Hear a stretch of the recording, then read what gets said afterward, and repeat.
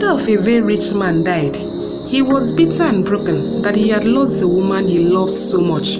When all the relatives, friends, and neighbors gathered to mourn, Sand Mafia, as he was popularly called, stood up and stood in front of everybody. Crying profusely, he said, "My mother was the best mother anyone could have.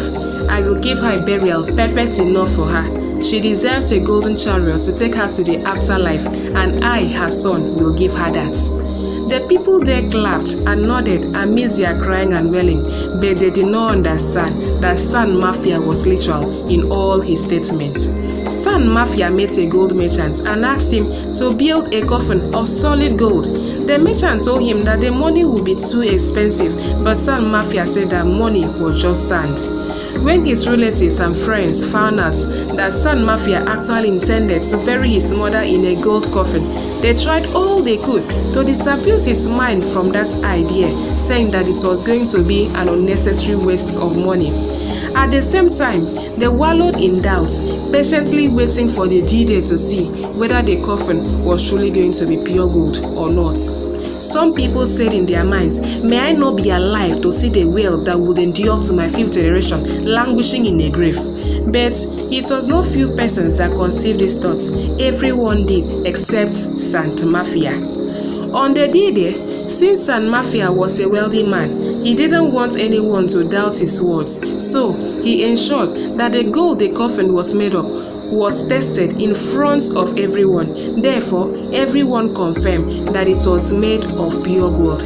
Now, everyone's interest was no longer in the funeral service, even though there was an overwhelming atmosphere of crying and wailings. Their focus, mind, and attention was on how they were going to excavate the coffin after it was buried. Fortunately, the funeral went well. Sand Mafia had made arrangements that his mother's coffin be carried under tight security because he was aware that the coffin of that nature might cause serious disarray at the event, and so it was until she was let down into the grave. At the funeral, Sand Mafia trusted no one. He made arrangements that everyone be sent back to their homes and completely away from the funeral vicinity. This included his relatives. He entrusted the security of his mother's grave in the hands of few men.